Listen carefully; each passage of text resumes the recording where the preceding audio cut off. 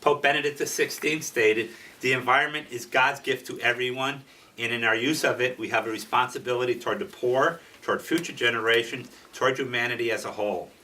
Climate change and poverty are intrinsically connected. Increased droughts, rising temperatures, more erratic rainfall, flooding, and disease will disproportionately affect those living in dire poverty, especially in impoverished and developing nations, and will increase global inequity. We've just gone through, as Catholics, we've just gone through our 40 days of Lenten purification. And we remember the 40 days of rain, which cleansed the world in Noah's time. When the flood had subsided, God gave us a covenant. It talks about it in Genesis 9. The covenant between me and you and every living creature with you. It was a covenant of care and protection. It was not a covenant of destruction. We're at a critical crossroads in the history of humankind. We have to not just comprehend the gravity and urgency of global climate change, but we have to help people overcome the psychological barriers to taking action. And while individual actions are good, and I'm sure everyone in this room takes individual actions.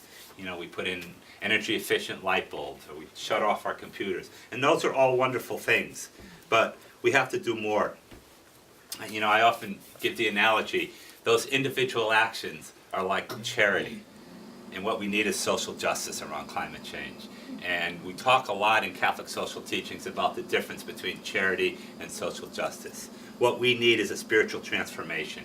And so we need to look at it from the perspective of, and the charity part of it is good. And whatever we do, charity is wonderful, but we need the transformation as well. And that's where the social justice comes in. We need society to be in right relationship with all of God's creation. And yet, among many people, there is a fear of change. And so we have to talk about why that fear is.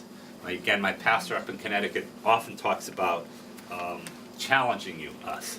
And he says to us sometimes at church, he'll give his homily, and he'll say, if I haven't made you squirm in the seats, then go find another church to go to, because I'm not doing my job as your pastor. But for too many times, I think, we lose our prophetic voice, and we all just want to sit around and hold hands and sing Kumbaya. Sometimes it's good to hold hands and sing Kumbaya, but it doesn't change anything. And so we need to challenge people, we need to get them out of their comfort zone, and we need to find out where their fear is. Where is this fear of change? And in our country, there's a great fear of change.